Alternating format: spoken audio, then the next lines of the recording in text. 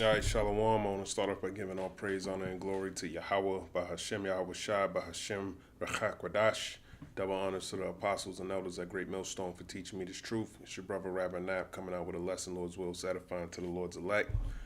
Just going in through X is saying how I want to see how the No Kings protest and all of that went today. It says federal agents used tear gas, arrest 4 at Portland ICE after No Kings protest. Tens of thousands participated in nationwide No Kings protests against President Donald Duck immigration policies on October 18, 2025, with Portland's rally attracting 20,000 who marched peacefully to Waterfront Park before a smaller group proceeded to the ICE facility on Southwest Macadam Avenue. Tensions escalated when the protesters shoved a Department of Homeland Security agent, prompting federal officers to deploy tear gas and pepper balls, resulting in 4 arrests for assaulting the refusal to disperse. No serious injuries were reported, though the incident highlighted ongoing clashes at the site amid Trump's expanded detention measures. Oh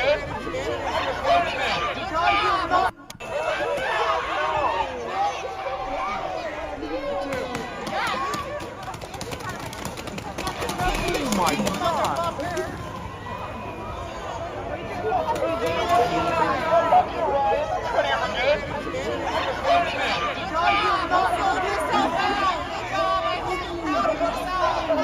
What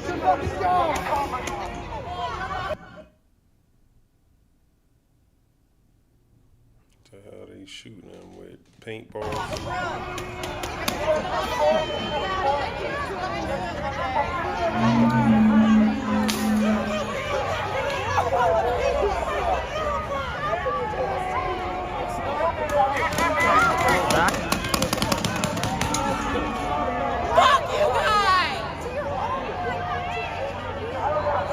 Thank you guys for your service. Thank you guys for your service. Appreciate it. Thank you.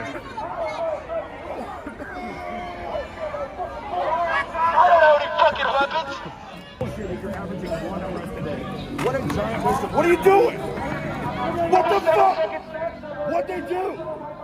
Look at this big fat dude right here, man. What kind of people are in these damn departments, man?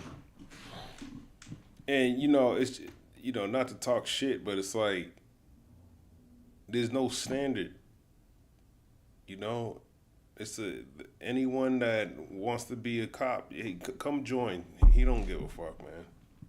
Excuse my language.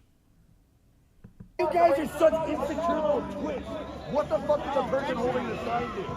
Did it really hurt you? Is that Nick Sawyer? Oh man, Ryan Amaker? They're definitely all agents, man.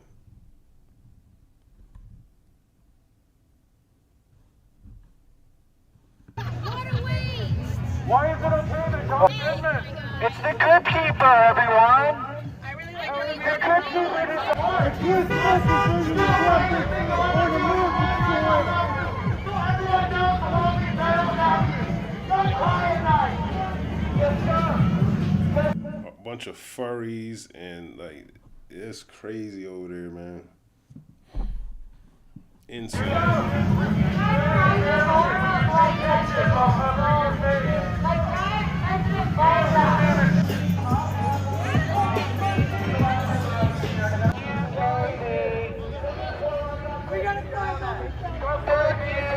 Right here. I recognize you.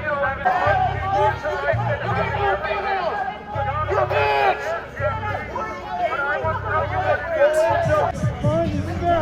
What the hell is this guy wearing, man? What the hell is going on?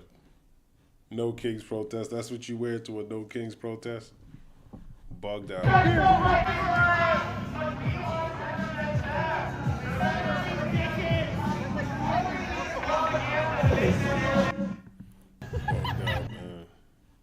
Portland, Oregon, absolute chaos outside the ICE facility as thousands of individuals equipped in riot gear remain protesting at the Antifa direct action. You should be here tonight!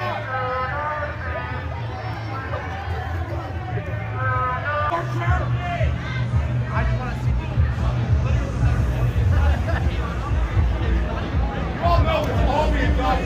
One day you're all going to face this.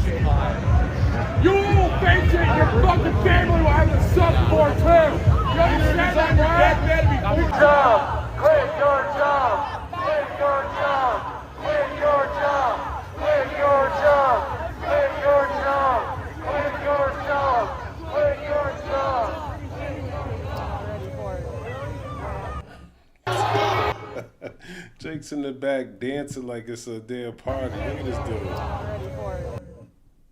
U.S. Oh man, that's hilarious. That's hilarious.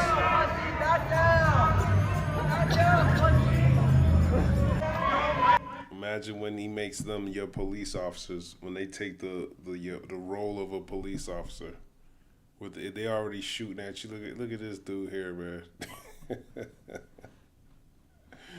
Oh man.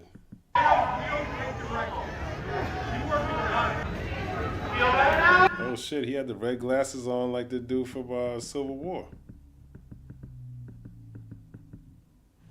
Look at that. He got the red glasses on, man. Esau is ready to go. He's been waiting for this day. See, this is Jake. He's been waiting for this day.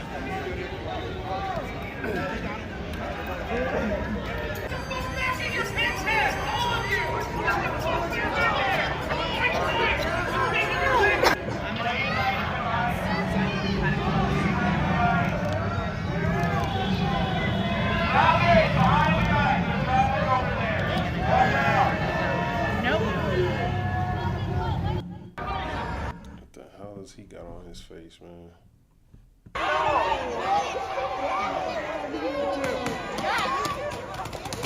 Oh my God. Oh, that's in Portland anyways. Savannah Hernandez confronted by protester at New York No Kings rally. Hateful and angry. He can't even tell me any of the racist things that Charlie is saying. So there we go. Okay, well then walk away from me. All you have to do is walk away. So this gentleman found out that I worked at Turning Point USA and decided to come up to me and say that Charlie was a racist and a fascist. I was having a good conversation. So you found out that I worked for Turning Point and you said you can't stand here and talk with me because why? Because Charlie Kirk was a racist, bigot, scum. Do you think he deserved to get shot in the neck? No, I don't think he deserved to die. But do you see how that type of rhetoric has led to people in the United States getting killed? His rhetoric Can I has ask what ruined rhetoric that- thousands of Can I lives. ask what rhetoric is at the forefront for you that was the most hateful?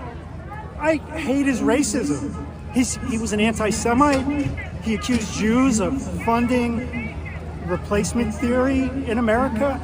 This is insane. So regarding the racism, I myself am a Hispanic Asian woman. Okay. He hired me on to, represent his organization. God bless.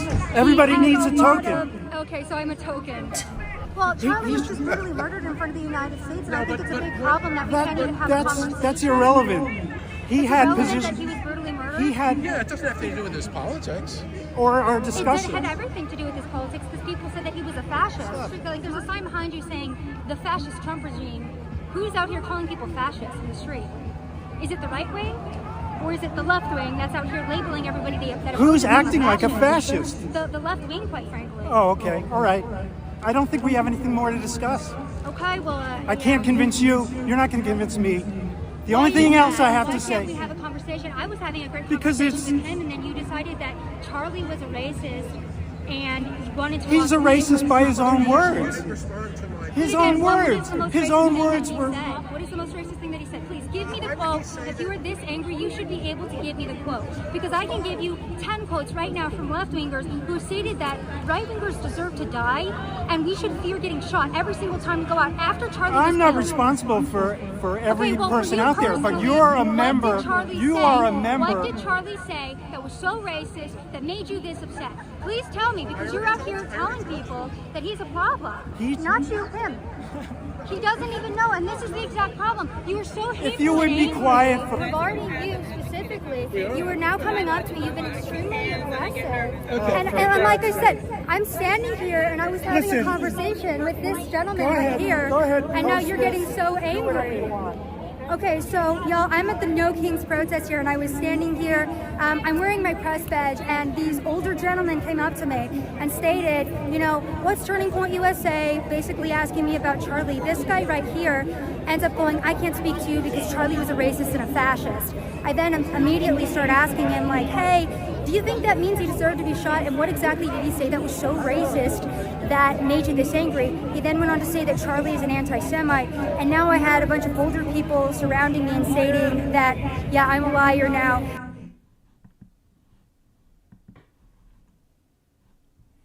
That's Savannah Hernandez. She look good, but she dumb as hell, man. Dumb as hell. A lot of you women, man. You want to be in the midst of everything. You want all this attention, but it's gonna come with you getting your ass caught up in some shit. Illinois State Police arrest 15 in Broadview ICE protest clash. It's gonna go to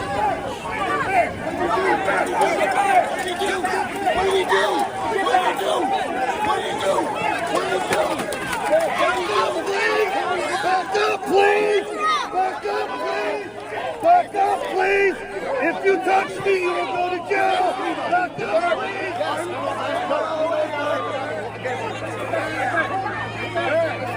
Get up! Dress up the line! Dress up the line! Back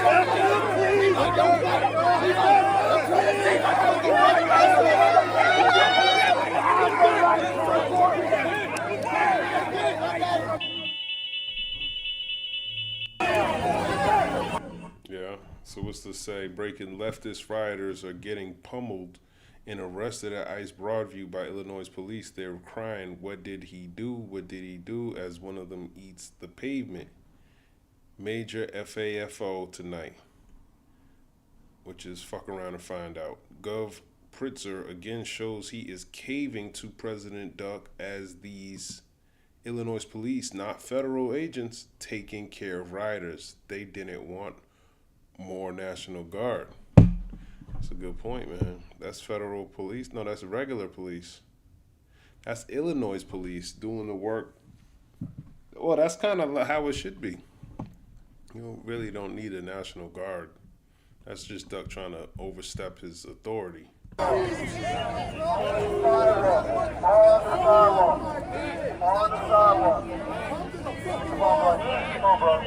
This is in Illinois. It looks like Portland. Wearing all this stupid shit, upside down mask, flags. I can't believe all this happened today, man. You know, a lot of us, we don't really participate in this, so, you know, to actually take the time to go look at, see what people are doing is like, this is what's trending, man. People are out in the streets doing stupid shit against the police, but all of it's gonna escalate. You know, imagine implementing a curfew and then you gotta lock up more people than you. There's more civilians than there are police officers. You know, so they're already outnumbered. You know, so it's always the few that's trying to take over the many.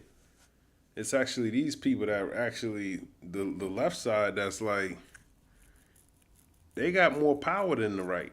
That's why how you know this is gonna, what I mean by the right is the right side of the screen, meaning the police and the people as a whole. You know, so in order to tame the many, you got to come down with excessive force to make a point. But then it's just going to escalate every step of the way. to my lawn! Go to my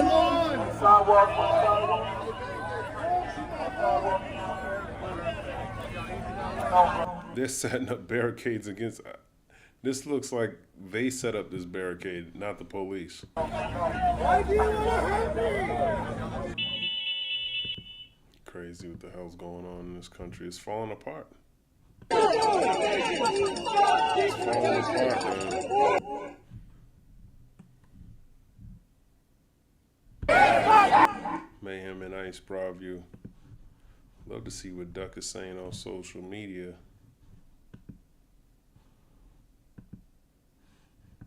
Go to the real dawn.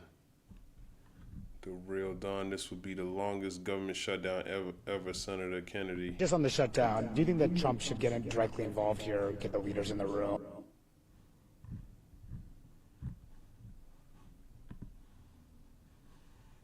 So, what's going on here?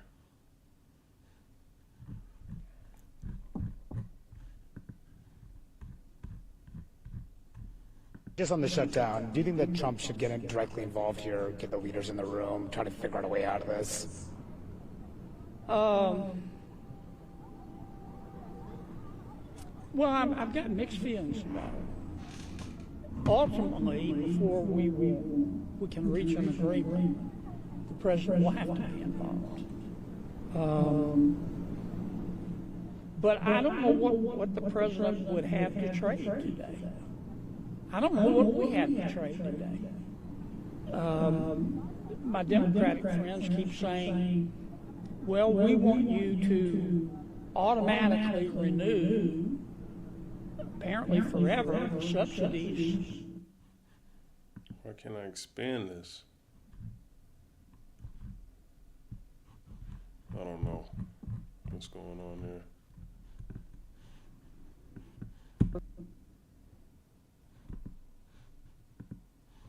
His Truth Social website kind of sucks, honestly.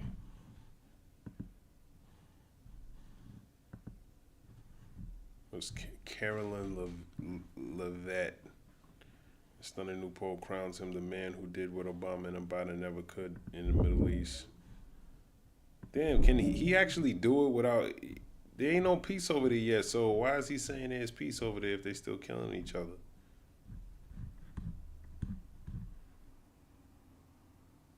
Trump's triumph, bringing peace to the world. That's not your job, man. That's not your job. What's that, Isaiah the 7th chapter? Isaiah 7 and is it 7?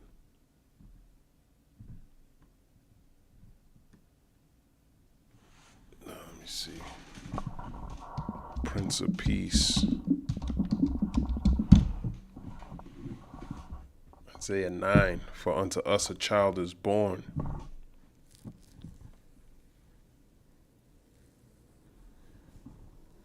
Unto us a son is given, and the government shall be upon his shoulder, and his name shall be called Wonderful Counselor, the Mighty God, the Everlasting Father, the Prince of Peace. That's talking about Yahweh Shai. Of the increase of his government and peace there shall be no end, upon the throne of David and upon his kingdom, to order it and to establish it with judgment and with justice from henceforth, even forever. The zeal of the Lord of hosts will perform this. Okay, so not Donald Duck. Okay, the birth and reign of the Prince of Peace. And this is prophesied about Yahweh Shai. Okay. Matthew 1 verse 21, and she shall bring forth a son, and thou shalt call his name Yahweh Shai, for he shall save his people from their sins. Okay, so we know who Yahweh Shai's people is. It's the Israelites. And thou, Bethlehem, in the land of Judah, are not the least among the princes of Judah, for out of thee shall come a governor that shall rule my people Israel. And that's talking about Yahweh Shai. He is the Prince of Peace. And ultimately, the peace comes with Israel, because they're the ones who, throughout the Bible, have been persecuted the most.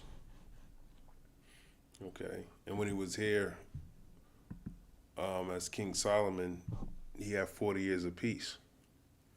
Okay, he's Malak Tazadak. Okay, he's the one. He's the king of righteousness. Okay, so he's the one that's going to be implementing that, nobody else. So it's not for you to, if you don't believe the Bible, then you'll believe anything. So, there's no convincing you if you don't believe. All right, Matthew 15,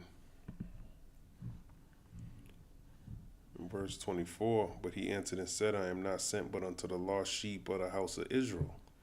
Okay, so this is who the Lord is sent to.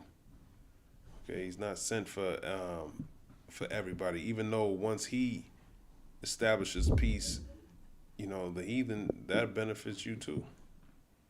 But it's not coming from Duck, man. His role down here is not to bring forth peace. Let me see, anything else? Those kings in place in Jacksonville. U.S. warns of possible Hamas attack as conditions deteriorate. So he's saying he should be respected for it. You got no kings. You got a deterioration of this peace plan. Let me see what they're saying. This isn't the garage anymore. This is what comes next. You did what most can't. We're back here for you on Live Now from Vox. I'm your host, Mike Page. Always great to be with you as we continue to roll on. I do want to bring you some breaking news that we are following for you. The State Department putting out this warning saying the United States has informed the guarantor nations of the Gaza peace agreement of credible reports indicating an imminent ceasefire violation by Hamas against the people of Gaza. This planned attack against Palestinian civilians would constitute a direct and grave violation of the ceasefire agreement and undermine the significant progress achieved through efforts. The guarantors demand Hamas uphold its obligations under the ceasefire terms here. There you go. There you go. Thought you had peace. Isaiah 28, verse 18, and your covenant with death shall be disannulled, and your agreement with hell shall not stand. When the overflowing scourge shall pass through, then ye shall be trodden down by it. That's right, man. Your covenant with death shall be disannulled. And that's what's happening. It's not going to bring forth peace, like he said. Isaiah 28, verse 18, meaning.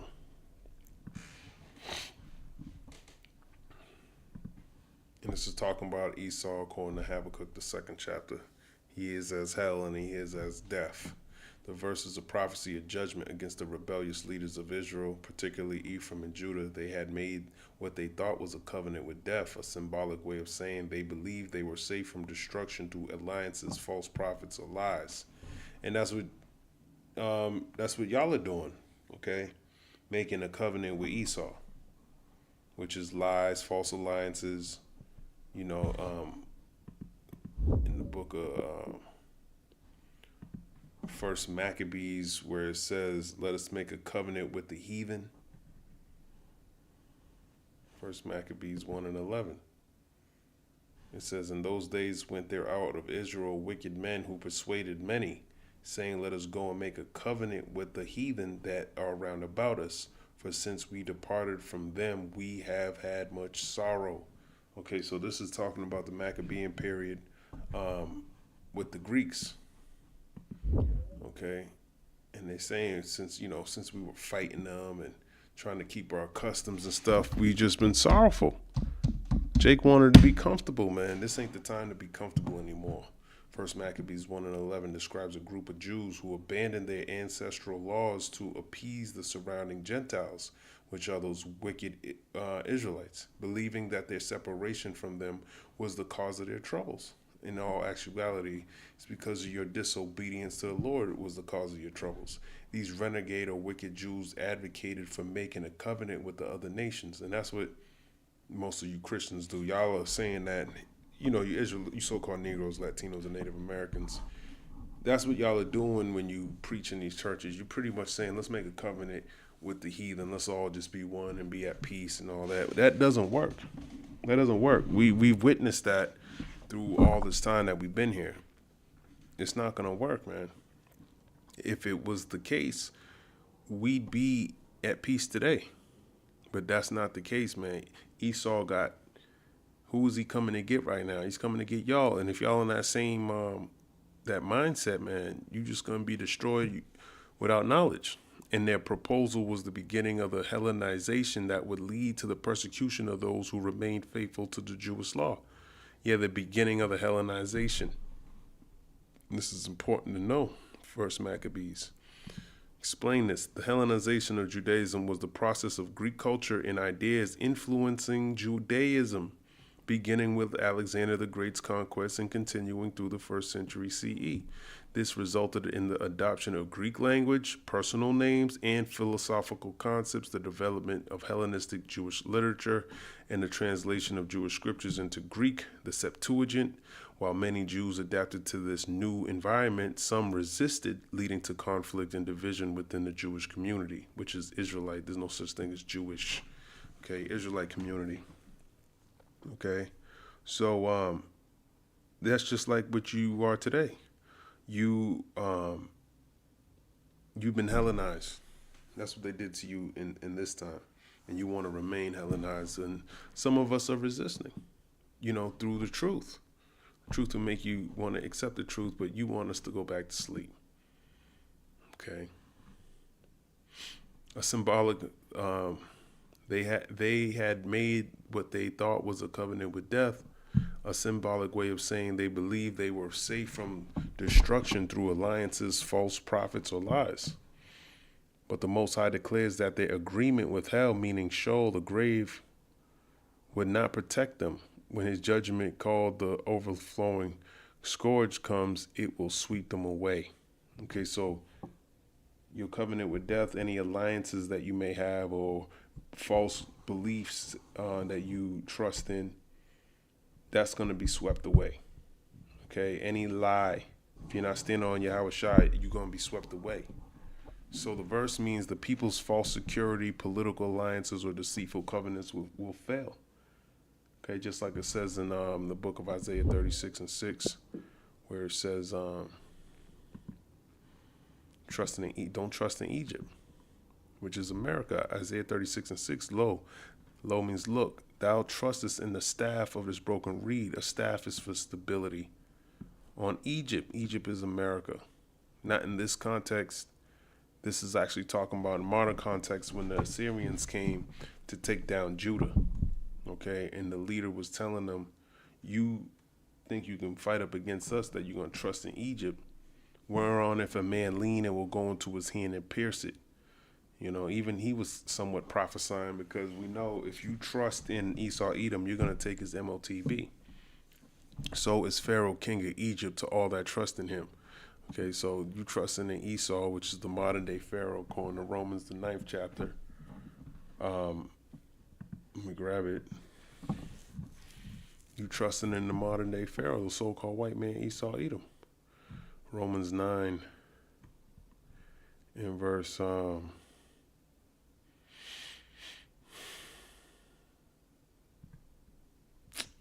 is it? 17, for the scripture saith unto Pharaoh, even for this same purpose have I raised thee up, that I might show my power in thee, and that my name might be declared throughout all the earth. Therefore have he mercy. Let's look at Romans 9 verse 17.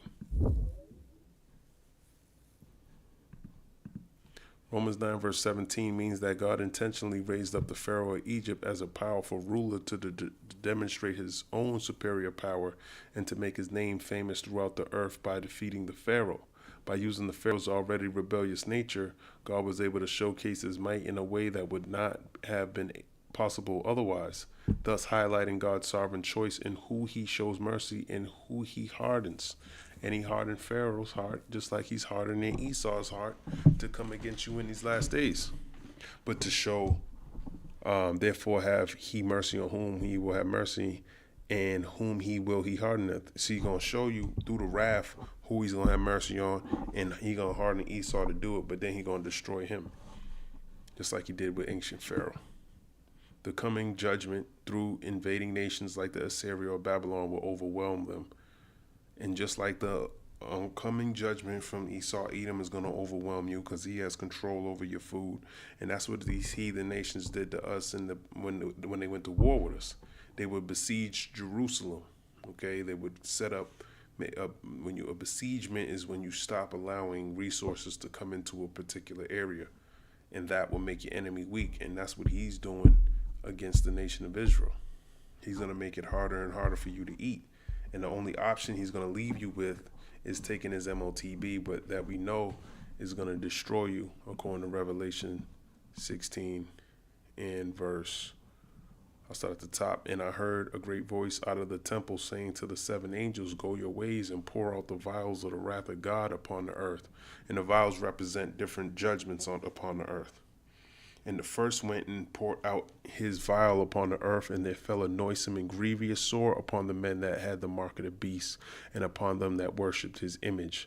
The mark of the beast is the RFID microchip in Revelation, the 13th chapter, when he causeth all, both small and great, rich and poor, to receive a mark in their right hand or in their foreheads. Okay, if you take that because you want to eat, you want to participate in society, that's because you worship his image, which is this system that he created for you to live in. There's a scripture that talks about a digital, as a matter of fact, let me grab it here. All. Exodus 21. Okay, ordinance for the people. Exodus 21, and I'll start at the top. Now these are the judgments which thou shalt set before them. If thou buy a Hebrew servant, 6 years he shall serve, and in the 7th he shall go out free for nothing. If he come in by himself, he shall go out by himself. If he were married, then his wife shall go out with him. If his master have given him a wife, and she have borne him sons or daughters, the wife and her children shall be her master's, and he shall go out by himself. And if the servant shall plainly say, I love my master, my wife, and my children, I will not go out free, then his master shall bring him unto the judges. He shall also bring him to the door, or unto the doorpost, and his master shall bore his ear through with an awl, and he shall serve him forever. Okay, so this is sort of like the same type of approach you're doing when you take the MOTB. Okay, you are saying, I love my master. Okay, my wife and my children, I will not go out free. So these are things why you would take the MOTB ultimately, and you're gonna want to serve him. That's why he's putting you in a position to be like that. Genesis 47:20, and Joseph bought all the land of Egypt for Pharaoh, for the Egyptians sold every man his field because the famine prevailed over them, so the land became Pharaoh's. So here it is, your property, things you worked hard for. When he tells you that in order to keep it, you got to take the MOTB, that's everything you own becomes in. He already owns everything. And as for the people, he removed them to the cities from one end of the borders of Egypt, even to the other end thereof. Only the land of the priests bought he not, for the priests had a portion assigned them of Pharaoh, and did eat their portion which Pharaoh gave them, wherefore they sold not their lands. Let's look this up. Now, I don't know if this is talking about the Levitical priests or Egyptian priest. States that Joseph did not buy the land of the priests because he had a regular allowance from Pharaoh, which meant they didn't need to sell their land to survive the famine. This highlights the special status of priests in ancient Egypt, who were supported by the state and exempt from selling their land to maintain their religious and social position. Pharaoh's support the priests lived on previous provisions.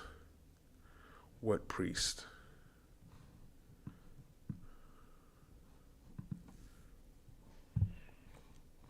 The land of the priests was not bought by Joseph because they were exempt from selling. Let's look. Let me ask chat. In Genesis 47, verse 22, what does it mean, the priest? Is it talking about Israelite priests or Egyptian priests?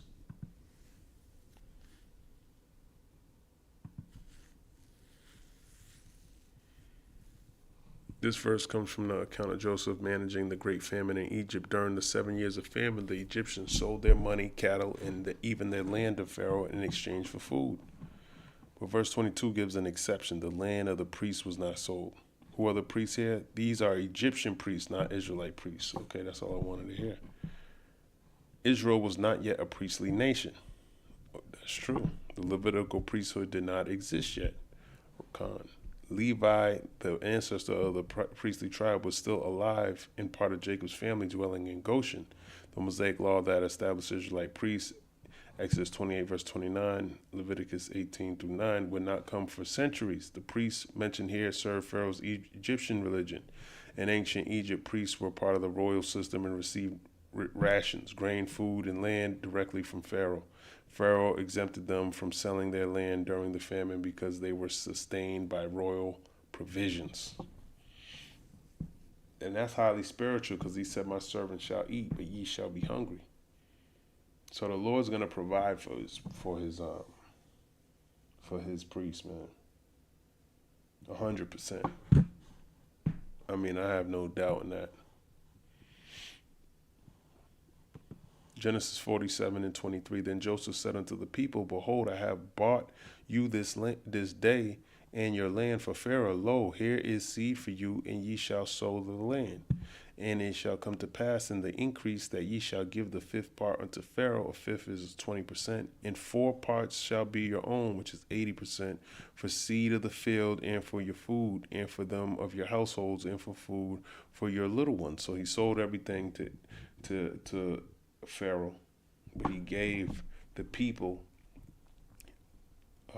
seed to sow.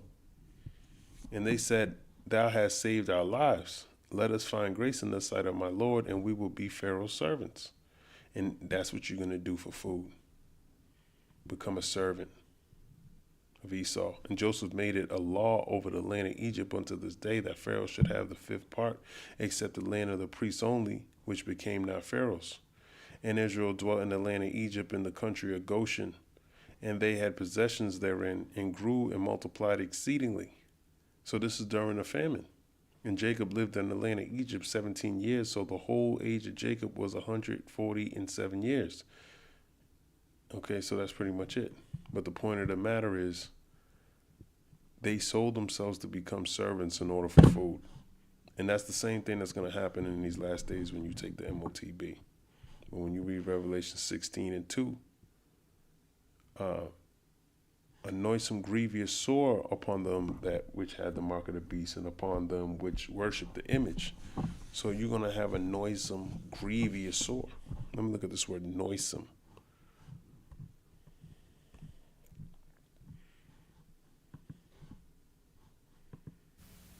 Strong's G 2556. Kakas. Kakas. Evil of a bad nature, a noisome, grievous sore, an ill, bad, noisome. Let me just see the definition. Noisome, having extremely offensive smell, disagreeable, unpleasant, nasty, distasteful, displeasing. That's the kind of sore you're gonna have, man. Base, wrong, wicked, troublesome, injurious, pernicious.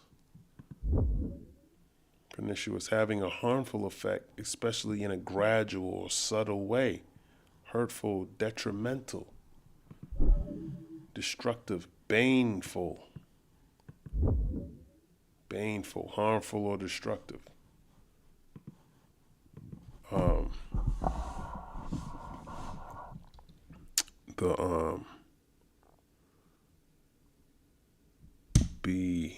What did he call it in is it a boil?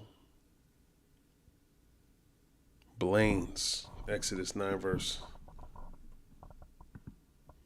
9. The plague of boils.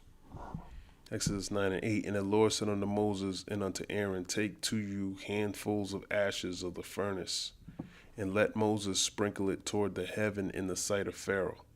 And it shall become small dust in the land of Egypt, and shall be a boil breaking forth with blains upon man and upon beasts throughout the land of Egypt.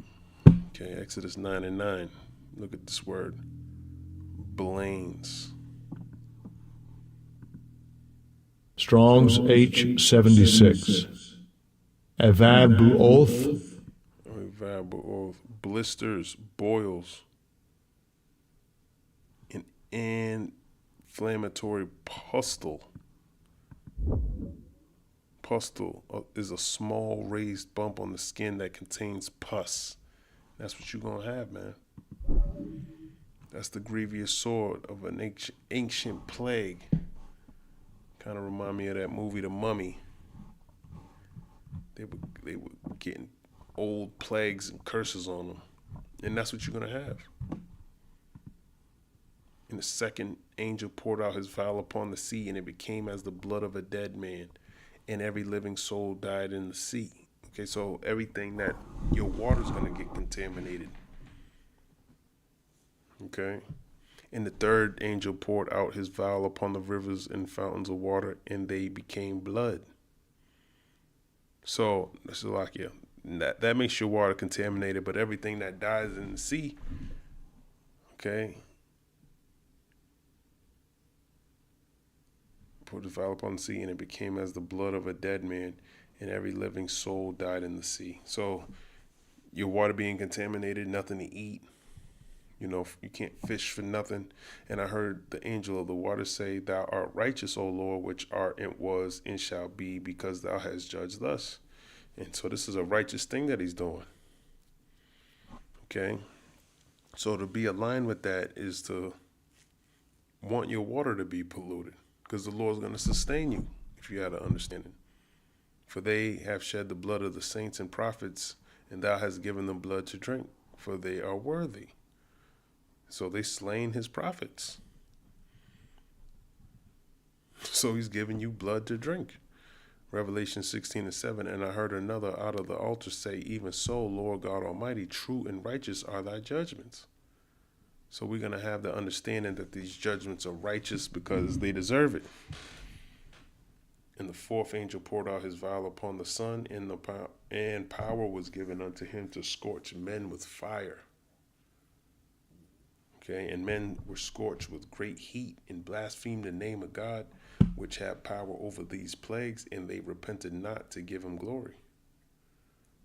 So even the judgments are not going to make you repent. And the fifth angel poured out his vial upon the seat of the beast, and his kingdom was full of darkness, and they gnawed their tongues for pain and blasphemed the God of heaven because of their pains and their sores, and repented not of their deeds. And the sixth angel poured out his vial upon the great river Euphrates, and the water thereof was dried up, that the way of the kings of the east might be prepared. And that's the spirit, because the Euphrates River is starting to dry up too. And we're seeing the kings of the east, which is in the Levant area. Okay, like Iran and who else is over there? Pretty much Iran, all the Saudi Arabia, wherever that. Let me find out what countries are in the Levant. What countries are in the Levant? Okay, Syria, Lebanon, Jordan, Israel, Palestine, and Cyprus, along with parts of Turkey. So you can see that these nations are being roused up. Turkey specifically too.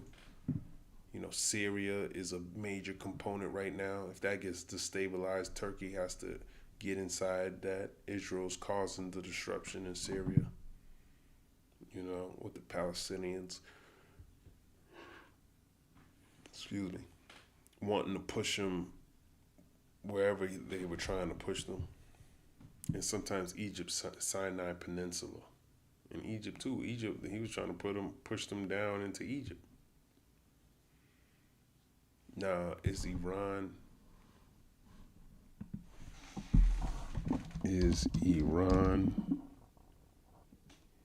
part of the Levant?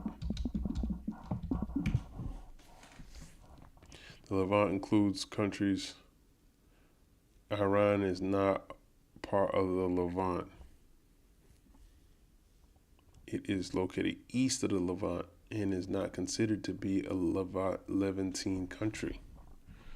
So it's mostly those, but they're allied with who? Iran. And he's also in there. I think so it probably wouldn't be the Levant. It would probably be called the, pretty much the Middle East. Okay, then it goes into Armageddon in the seventh bowl of wrath. Revelation, I'm going to jump down to the seventh bowl. And the seventh angel poured out his vial into the air, and there came a great voice out of the temple of heaven from the throne, saying, It is done. And there were voices and thunders and lightnings. And there was a great earthquake, such as was not since men were upon the earth. So mighty an earthquake and so great. Okay, just that matches up with Isaiah the 24th chapter, which talks about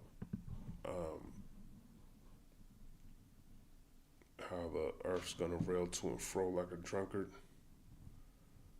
Isaiah 24.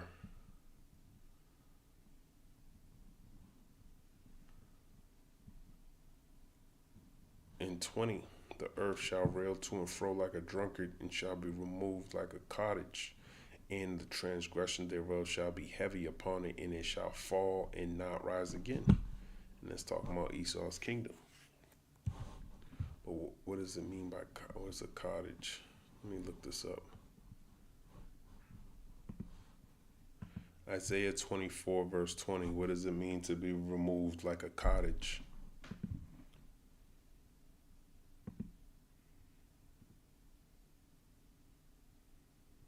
Isaiah 24 prophesies the universal judgment of the earth, a time when the Most High punishes the nations for their sins and defilement of his laws. The language is symbolic, describing the total upheaval of the earth systems, both physical and societal. Cottage, meaning a temporary hut, booth, or shelter made of branches, often built in a vineyard or field during harvest for protection or lodging. It was not permanent, easily taken down, shaken, or moved by wind or storm. So when the verse says the earth shall be removed like a cottage, it's using an image of something unstable, fragile, and easily displaced. Okay.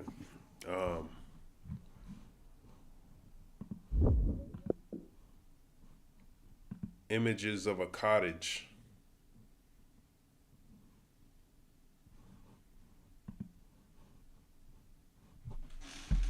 In the Bible.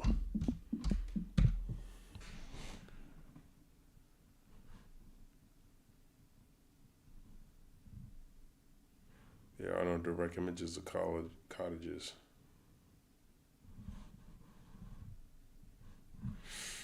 Cottage made of sticks. Maybe not sticks. Here it is, a tiny cottage.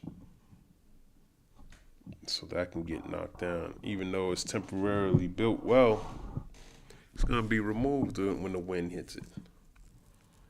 And that's what's going to happen with these thermonuclear missiles. Even the houses that we dwell in today, made out of wood, these are cottages. They're perfect for the destruction. And the great city was divided into 3 parts. And the cities of the nations fell, and great Babylon came in remembrance before God to give unto her the cup of the wine of the fierceness of his wrath, which are the thermonuclear missiles. And every island fled away, and the mountains were not found. And there fell upon men a great hail out of heaven, every stone about the weight of a talent. And men blasphemed God because of the plague of the hail, for the plague thereof was exceeding great.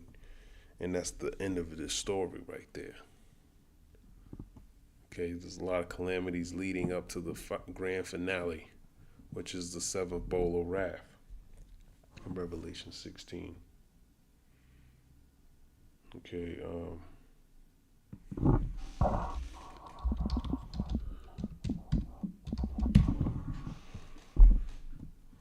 Book of Job 5. Verse 19, he shall deliver thee in 6 troubles, in 7 there shall no evil touch thee. In famine he shall redeem thee from death, and in war from the power of the sword. Thou shalt be hid from the scourge of the tongue, neither shalt thou be afraid of destruction when it cometh. At destruction and famine thou shalt laugh, neither shalt thou be afraid of the beasts of the earth. For thou shalt be in league with the stones of the field, and the beasts of the field shall be at peace with thee. Let me get this real quick. Job 5 verse 23, what does it mean to be in league with the stones of the field? I think it said in league with the stones of the field.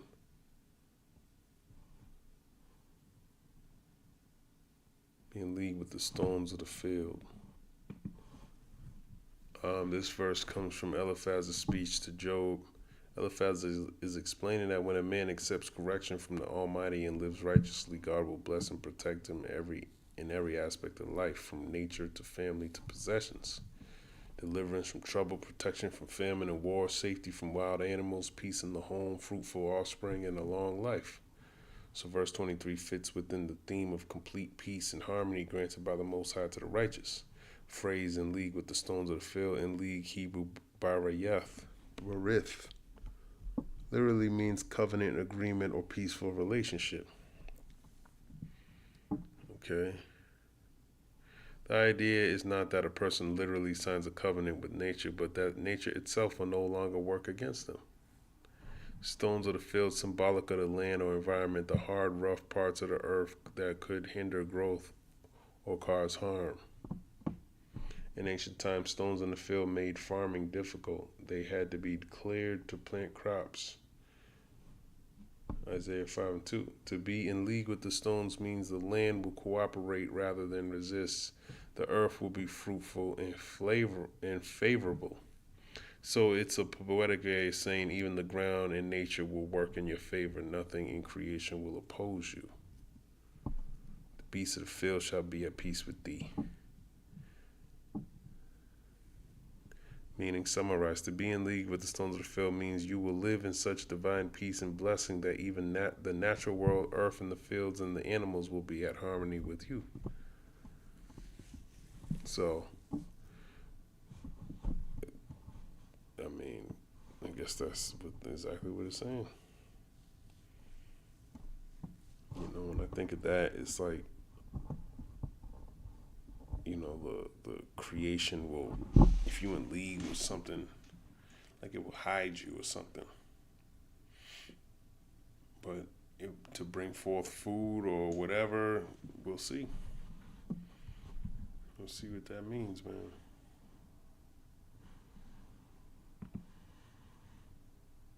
Job 5:24, and thou shalt know that thy tabernacle shall be in peace, which is your house, and thou shalt visit thy habitation and shalt not sin. Thou shalt know also that thy seed shall be great, in thine offspring as the grass of the earth. Thou shalt come to thy grave in a full age, like as a shock of corn cometh in his season. Lo, this we have searched it, so it is. Hear it, and know that it for thy good. And I'm going to end it right here. Lord's will, this was edifying. Shalom.